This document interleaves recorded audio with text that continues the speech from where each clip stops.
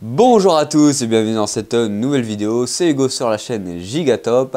Dans cette vidéo, je vais te montrer les outils, les accessoires, les micros, les webcams, etc. qui sont pour moi utiles pour streamer. Alors dans cette vidéo, je ne vais pas avoir de budget à proprement parler. On va avoir du tout, c'est-à-dire des produits qui valent extrêmement cher ou des produits assez abordables.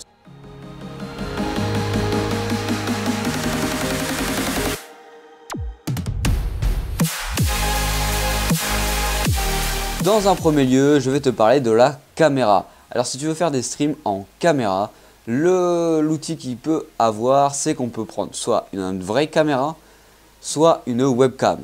Je vais t'en proposer deux. Je vais te proposer la webcam de chez Logitech, la Streamcam. Alors la Logitech Streamcam, elle ressemble à ça. C'est une petite caméra de chez Logitech. On va dire que c'est une des seules caméras de chez Logitech qu'on peut conseiller pour stream, parce que les autres arrivent à quand même des budgets assez exorbitants.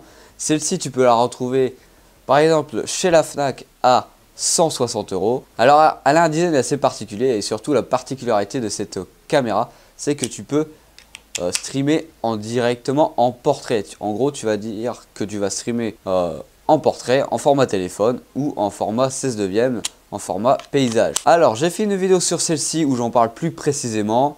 Je t'invite à aller la voir, elle est dans la description, comme ça si tu veux avoir beaucoup plus d'informations sur celle-ci. Alors elle est disponible en noir et en blanche et en filmant 1080p 60 fps, donc tu vas avoir des streams assez fluides et assez remarquables.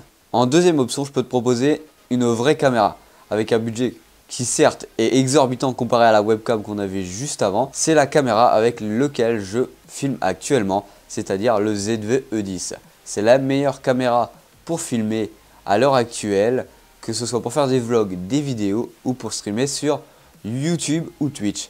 Alors j'ai fait une vidéo, elle s'affiche juste ici si tu veux aller la voir, elle est bien sûr en description où je la teste réellement. Mais là actuellement tu vas pouvoir voir tout le long de cette vidéo l'utilité d'une vraie caméra. Et bien sûr ça c'est dans des budgets assez exorbitants.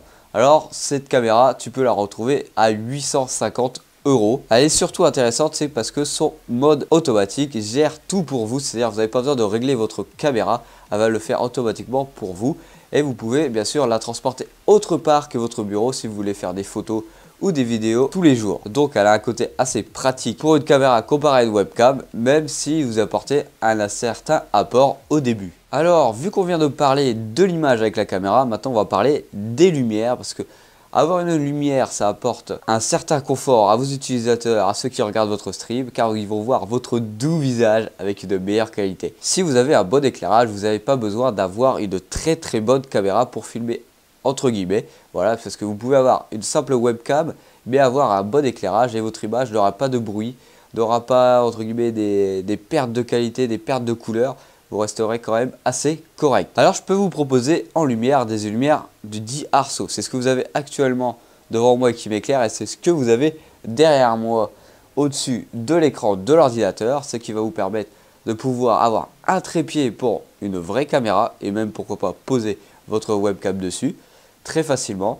Et vous avez plusieurs réglages dessus comme la luminosité et le ton des couleurs. Vous pouvez en retrouver des nombres et des nombres sur Amazon ou autres. Il y a énormément de différentes lumières à arceaux et vous pouvez les retrouver à des budgets assez corrects, en dessous des 50 €. Alors, si vous avez un autre budget et que vous êtes là pour être, entre guillemets, dans le monde professionnel, je peux vous proposer les lampes de chez Elgato. Alors, ces fameux Skylight, ils vont vous permettre d'avoir un vrai éclairage, je dis naturel, comparé par exemple à un arceau que vous pouvez retrouver en face de moi. Mais celles-ci seront donc beaucoup plus pratiques à adapter à votre setup, car ils sont beaucoup plus petites et donc plus facilement positionnables. Alors il existe beaucoup de versions pour ces Elgato. Vous avez une version à 130 € qui sera une lampe tout ce qu'il y a de plus normal. Et vous avez des panneaux LED qui commencent à partir de 250 €. Donc si vous voulez en positionner deux, ça commence à être un budget assez important dans le setup pour stream. Donc c'est pour ça que moi, par exemple, je vous conseillerais plutôt des lampes Arceau comme on le retrouve derrière, qui sont très simples et qui coûtent facilement en dessous des 50 €. Alors maintenant, on va passer sur le micro. On va dire que le micro et le son dans votre stream, c'est le plus important. Vous pouvez avoir une image super jolie, mais si le son de votre stream est vraiment mauvais, les gens vont vite partir car ils ne vont rien comprendre à ce que vous dites. C'est pour cela que le son dans un stream, et particulièrement dans les vidéos, mais là on est sur le stream, c'est très important. Vous pouvez avoir une image vraiment pas ouf, mais avoir un son potable et vraiment très bon, les gens vont quand même rester pour vous écouter. Alors pour cela, je vais te proposer 3 micros à des budgets assez différents. Un micro 170 €, un micro aux alentours des 130-150 € et un micro très abordable autour des 50 €. Alors pour le micro abordable, c'est le micro connu de tous les streamers et de tous les youtubeurs, c'est le Burn MUI1. Alors c'est un micro très simple, très basique, avec juste comme fonctionnalité d'enregistrer votre voix. Celui-ci a un son très chaleureux et marche très bien. Dans un deuxième lieu, je vais te proposer le HyperX Quad Casque. Alors c'est un micro qui commence quand même à se faire un petit peu vieux, même s'il y a HyperX a sorti des nouvelles versions de celui-ci. Alors c'est un micro que celui-ci vous permet d'avoir un trépied et un stabilisateur dit araignée pour éviter toutes les secousses sur votre bureau si vous êtes énervé et que vous tapez dessus. Et celui-ci a plusieurs options comme régler le gain, changer de type d'enregistrement de son, c'est-à-dire qu'il va passer par exemple en son où il va enregistrer tout le son de la pièce, juste en face de vous, juste en face et derrière, etc. etc. Donc c'est un micro assez complet qui est à partir de 140 € si je ne me trompe pas de tête. Et vous avez l'option par exemple pour vous muter tout simplement. Donc c'est un micro assez bien, assez ergonomique et surtout super joli. Pour ce troisième micro que je vais vous proposer le Wave 3 de chez Elgato. Alors depuis tout à l'heure, vous allez me dire, ce monsieur est sponsorisé par Elgato parce qu'il en parle beaucoup. C'est normal parce que Elgato, ils ont énormément de produits pour le stream. Alors ce Wave 3 a un design assez épuré et pour cause, celui-ci est à partir de 170 €. Alors vous avez les options tout simplement pour lui de muter le son de votre micro, montrer le gain, avoir un retour casque, mais surtout la particularité de celui-ci et qui est très utile pour streamer, c'est que vous avez un logiciel qui est avec celui-ci, c'est que vous pouvez gérer toutes les sources de sortie de votre stream. En gros, on va dire ça comme ça, c'est comme si que vous pouviez écouter de la musique sur votre ordinateur sans que votre audience entende celle-ci, mais que celui-ci entende quand même le son de votre PC. Donc vous pouvez délimiter et déterminer les sources que les viewers vont entendre sur votre stream. Alors j'ai fait une vidéo qui compare les 3 micros que je viens de vous présenter, elle sera tout de suite ici ou ici, je sais plus où que ça se présente les fiches sur YouTube. Elle sera en description aussi si j'ai oublié de la mettre en fiche tout simplement. Maintenant on va passer au casque gaming. Alors je vais t'en proposer qu'un seul parce que c'est le seul que j'ai en ma possession. C'est l'HyperX Alpha Cloud S, un casque qui est pour ma part plutôt beau et plutôt confortable pour avoir un retour de son et de jeu très utile. Donc c'est pas très utile pour stream, c'est pas un outil très abordable pour stream, mais on va dire que c'est un confort supplémentaire et surtout qu'il est très joli, donc ça passe extrêmement bien à la caméra. Alors si tu veux voir d'autres casques que je te conseille en cette fin d'année, j'ai sorti une vidéo la semaine dernière, je t'invite à aller les voir. Allez bien sûr en description comme toutes les autres auparavant. Voilà. Alors maintenant on va passer sur les accessoires complémentaires pour stream. Ce n'est pas réellement utile mais ça apporte un confort d'utilisation en plus quand vous streamez. Alors dans ces accessoires, je vais te parler du Stream Deck. Il existe plusieurs versions, il existe une version beaucoup plus petite et une version beaucoup plus grande. Alors en gros, le Stream Deck c'est ce qui va te permettre de changer de scène.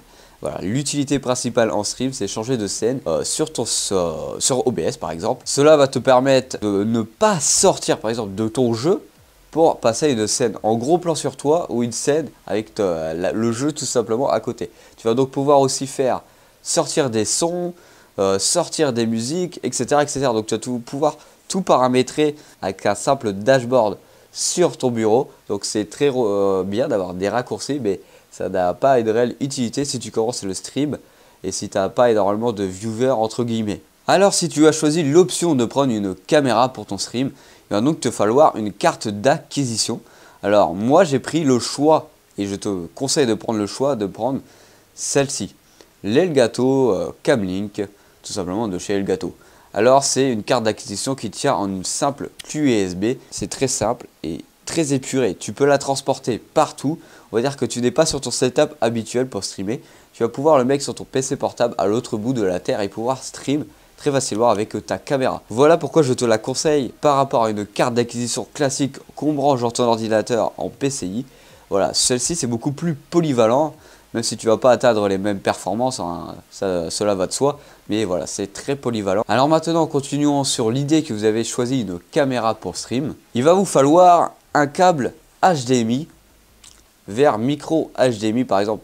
Pour ma part, pour le ZV-10, c'est un micro HDMI vers l'HDMI, pour pouvoir relier ceci à votre carte d'acquisition, pour pouvoir avoir le flux de votre caméra directement sur votre stream. Je vous mets en description bien sûr le lien d'un câble comme celui-ci, comme ça vous aide à aller tout simplement l'acheter directement, sans en chercher un, très important. Alors par exemple, moi pour le mien, c'est un câble qui fait 3 mètres, j'aimerais bien aimé avoir un câble beaucoup plus grand pour pouvoir changer la tête du stream et le décor qu'il y a derrière moi. Alors c'est le Hugo du montage qui te parle. J'ai oublié de te parler que si tu prends une caméra, il va falloir la recharger en continu, et du coup je te conseille ce câble là qui s'affiche juste ici, qui va te permettre de simuler la recharge par batterie pour ton caméscope ou ta caméra tout simplement. Alors pour autre accessoire, selon le micro que tu as choisi, il est possible qu'il n'y ait pas de pied dessus ou qu'il n'y ait pas de pied araignée. Alors il existe des pieds comme vous voyez avec tous les youtubeurs où ils peuvent bouger comme ça très rapidement. Voilà, ça c'est un truc que je vous conseille, c'est très pratique si vous voulez virer le micro qui est en face de vous pendant votre stream ou pendant votre session de bureautique sans stream. Alors pour ma part, j'ai un vieux trépied pour tenir le micro, un vieux trépied de scène. Donc voilà, il est bien, parce que ça apporte le micro devant moi, mais ça n'apporte pas un réel confort d'utilisation, parce que pour bouger le micro, je suis obligé de monter super fort et tout. Voilà, c'est beaucoup moins maniable qu'un pied que vous agrippez tout simplement sur votre bureau et que vous pouvez bouger comme ça. Alors si vous avez fait le choix d'une webcam, par exemple pour la Logitech Streamcam, il va vous falloir un adaptateur USB type C si votre boîtier d'ordinateur ne propose pas une entrée type C. Sur les ordinateurs portables, normalement un type C sur les derniers est forcément acquis dedans, mais sur les boîtiers, par exemple sur mon ordinateur quand même qui a seulement 1 an, dans ce boîtier là je n'ai pas d'entrée type C, donc il me faut un adaptateur type C USB. Pour finir sur cette vidéo, j'espère qu'elle t'aura plu et qu'elle t'aura permis de te rendre compte du budget et des accessoires qu'il te faut pour avoir un stream de qualité selon tes besoins. N'hésite pas à t'abonner, à liker, à faire tout ce qu'il faut. Allez, bisous.